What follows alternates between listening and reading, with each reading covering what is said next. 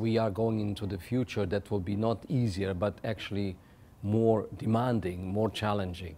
We just have to face this issue. That is how it is.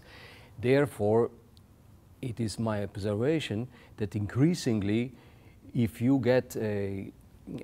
are hired in a company on the basis of some kind of job description, it may only last for a week.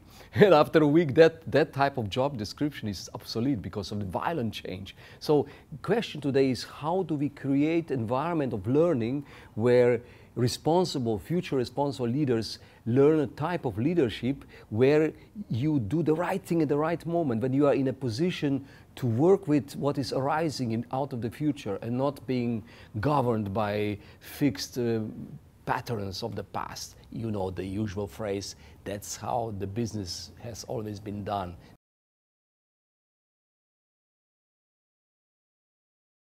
But you see, isn't it so when something goes well in an organization, we say, oh, this is like music. Isn't that so?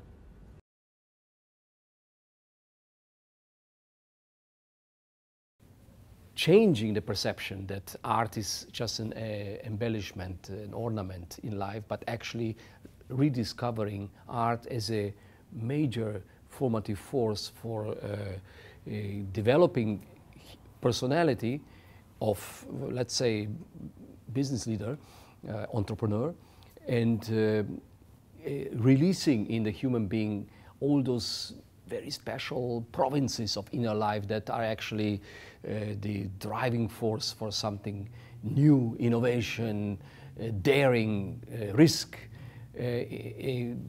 fantasy, something that is missing in the pragmatic business life very often. So I felt it is necessary to go beyond art as an extra in life, but put it in the center, put it where decisions are made, tough decisions, and realizing that art sponsors business just as much as business can sponsor art. So it is two-way relationship.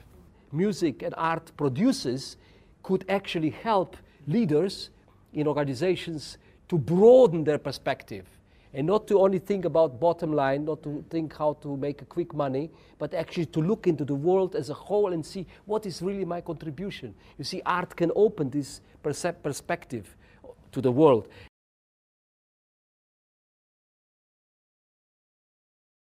If we have the ears to hear it, we must grow the ears to hear the questions.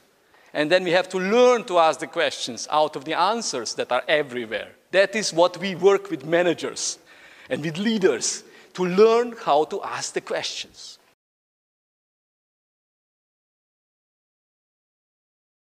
That in the West, you first make a business deal and then maybe celebrate. But in the Eastern countries of Europe, you first celebrate, you first create relationships, and then you make a deal, after you already have created relationships.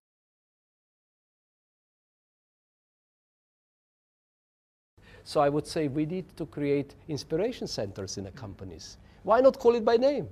When people are inspired, they give you the best of themselves in running the company.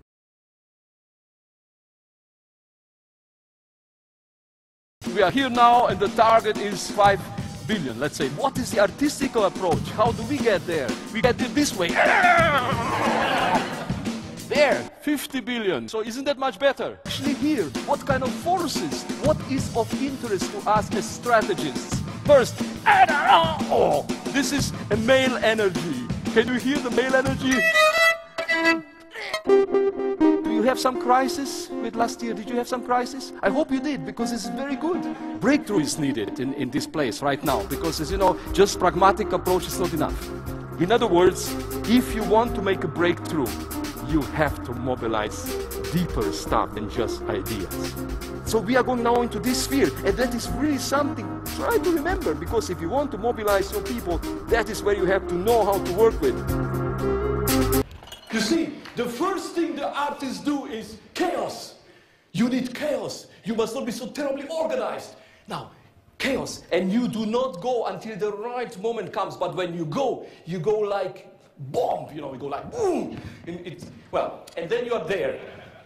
I say, we go for impossible, and the rest we leave to the others. Life, and we forget the essentials.